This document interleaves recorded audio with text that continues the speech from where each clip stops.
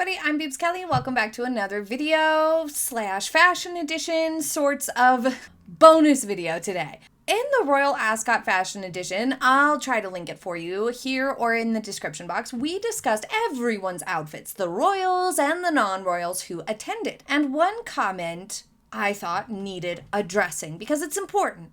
This person wrote, "You only criticized Eugenie's outfit, Princess Eugenie's outfit, because she's not thin," or this person said she's chubby, or something like that. Which I'm sure if you watched the video, or you go and watch it now for yourself, you'll know that that's not true. I quite liked one of Eugenie's outfits. I just thought the other one was a little bit frumpy on the top, okay? The cucumber green dress had a perfect skirt, not a very flattering top, but I said nothing about Eugenie's body itself, just rather the shirt was not flattering or the top was not flattering. But regardless of that not being an accurate comment, it does bring up an important point.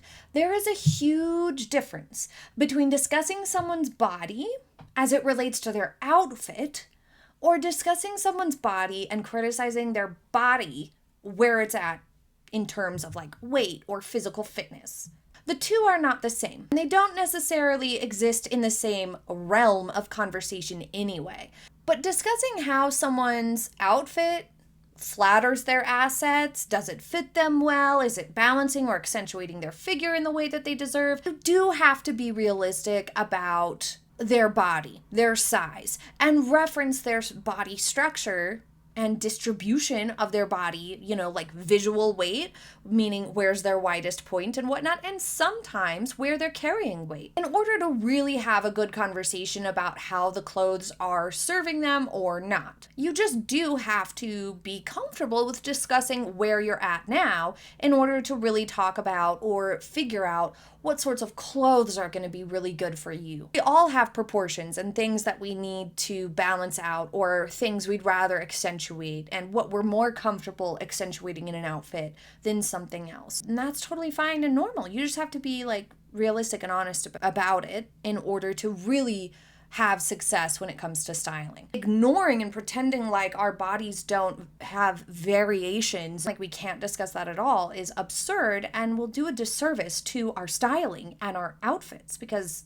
you're never going to be able to get to that place where you have flattering outfits if you can't talk about your body comfortably. That's exactly what's so helpful to learn to spot, because when you see somebody who has similar style concerns as you or has some of the same body shape or composition, or perhaps they have wider hips like you do, and you recognize that and you think something looks bad on them or looks a little off, or you think something looks really good on them and you're impressed with how well it complemented their body, then you can start to recognize what the clothes are doing, what role the clothes have in that finish and in that impression that you're getting of, oh, that doesn't look so great and that does look really great. You can start to recognize the hemlines, the fit of the clothing, the tailoring of the clothing or lack thereof, the silhouette of the outfit, and how that impacts whether or not it makes somebody look good.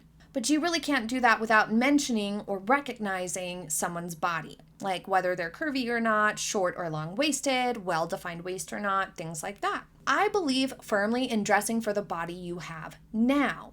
Anytime that I have changed sizes and resisted dressing where I was at right then, it was not helpful and it made things worse. But every time I just go ahead and dress for where I'm at now, it's a confidence boost, it gives me energy, it makes me feel better, and I'm much more comfortable.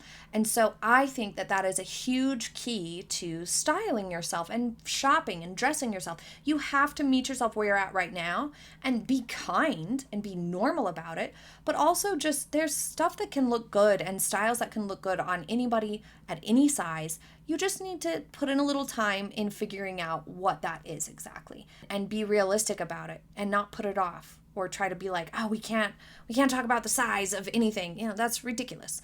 But furthermore, someone's current state of their body is not always within their control. Whether somebody's carrying a little bit of extra weight or somebody's lost a lot of weight, it's not always their choice. It's not always something that they want to have happening. And sometimes it has to do with health issues or other things going on in their lives where their weight is their lowest priority at the time because they have bigger fish to fry. So it's never okay to like judge somebody on their weight or their body in general. We all have them. We didn't necessarily pick them, and we can't always optimize and have everything perfect to be the exact size and level of fitness that we really want to all of the time. That's just not how it works. But back to the comment on Eugenie. In person, she would look very, very average in terms of her body type and her size. Like, she isn't actually chubby. She's just not particularly skinny right now either. She's normal. She's average. And that is normal. She's had her second baby just last year, I believe it was. So she's actually looking really good. What this often really comes down to, though, is photogenic elements to our body. Usually when we think of something or someone being photogenic or not, we're thinking of their face. And that's a big part of it. And that is what photogenic technically is. But your body also has photogenic or non-photogenic elements to it. And oftentimes that can be directly connected to our style concerns, but not always. So for example, if you have a particularly short torso, that's going to be a style concern, but it's also a little bit less photogenic than someone with a longer torso because it just looks more balanced and gives that person room to use their waistline to balance their features and their silhouette. While if you have a shorter torso, it's more challenging. If you have a lot of photogenic body features and you're really well balanced, you have height to you, things like that. Like if you're somebody like Catherine who could be a model, clothes will look nice at almost any angle on you, and they are easy to wear. If you have fewer photogenic body features, you might find that certain styles of clothing are very difficult to wear. That's not to say there's no hope. There's a lot of styles and a lot of angles that will look flattering on you. But it's different from somebody who could literally be a model, like a fashion model. That is why fashion models are usually tall. More things will look good on them and more angles will look good.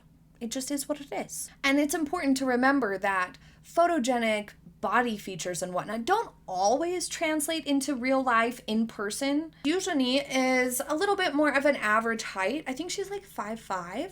And depending on the year, when you're trying to look at like her body type, looking back, she looks like she's maybe either a bit pear-shaped or leans hourglass. She's a bit busty, and sometimes she has a little bit curvier hips and thighs. And those curves tend to look more exaggerated on film compared to in real life. It's just a reality that we all deal with, no matter who you are, but especially if you're not tall. If you're short, curves can end up making you look bigger than you are, heavier than you are, but more importantly, when we don't style our curves well, we end up looking way heavier than we are. And sometimes that's what's the real issue, is that the outfit itself is creating a less flattering silhouette. It's not letting your figure look more balanced and flattering. It's not always easy to find styles that flatter us and enhance our body's photogenic features, so it's understandable. Whether or not our body is super photogenic or not, it's not that important in the grand scheme of things, and it's only one element to styling anyway. I think for the most day-to-day, we're not dressing to be on camera, we're dressing for in person, so it's not something anybody needs to worry about. But if you are a public figure or you have an important occasion like a wedding or something where you are going to be photographed, then it's a good idea to think about, okay, what's going to look better on camera? And that comes down to lots and lots of different things, but paying attention to what parts of your body are maybe more photogenic and which are least, then that can also help you to structure your outfit in a way where you can be happy with the pictures after the fact. But I think that's just important to clarify. And now, if you're wondering how this can be applied to your real life, well, for example, the taller you are, the more space you have, literally. And a wider variety of styles are going to be easier to wear the taller you are, generally speaking. That's why supermodels are always really tall. They can carry complex styles, volume, busy fashions much easier than us short ladies can. We get swallowed up and look wide and squat and get eaten up by fabric and clothing when there's too much happening in an outfit, or if there's too much volume or too many embellishments. So technically speaking, being tall is a more photogenic feature than being short most of the time. That's not to say all short people are going to be less photogenic. That's not what I'm saying at all. But a lot of styles, especially those that have too much fabric or busy elements, are going to risk looking less photogenic, meaning you have to work a little bit harder to get good angles if you're short and wearing something with lots and lots of volume. Whereas if you wear something with less volume and you're short, you're more likely to have more angles work out okay, unlike a taller person who doesn't have to worry about that too much. Balance is another element that impacts how photogenic our bodies are. If you have a good torso to leg proportion, that tends to be easier to style, and thus it is easier to look balanced and nice in photos. As we have seen with the Meg, a short torso can lead to looking really off balance. High-rise trousers look like they're pulled up to your bra, your limbs risk looking long and lanky, and typically you have a less well-defined waist if you're short-torsoed. So you can end up looking wider at a lot of angles and in certain clothes if you have that short torso.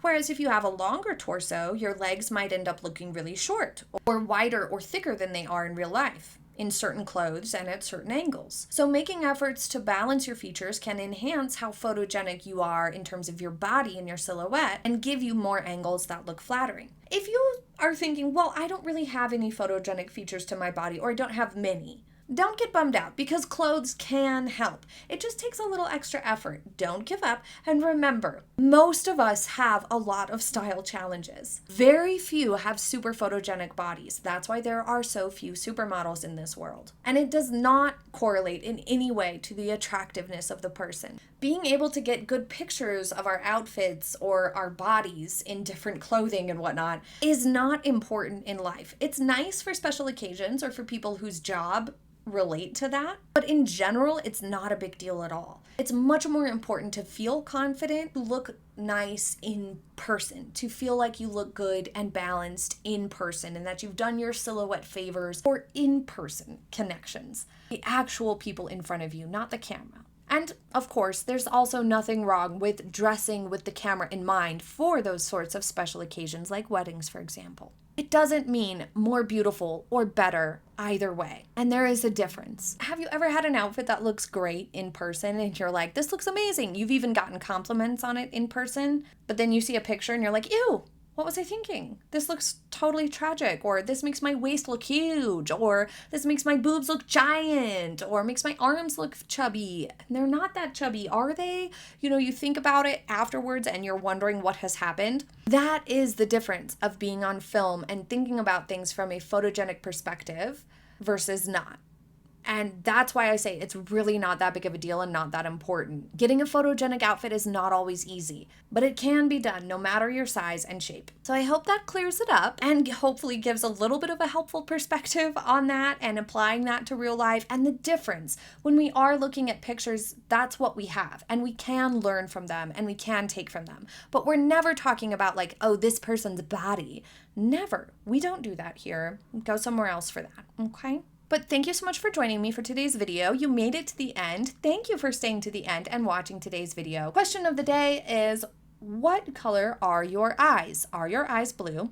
Yes, they are. Thank you so much for joining me today. If you have a question that you would like featured in Question of the Day at the end of an upcoming video, then leave it in the comment section. I hope that this video was somewhat fun and interesting to watch. I know it was a little bit different from our typical content. Back to regularly scheduled programming next time. Have a happy day, everybody. I'll see you next time. Bye!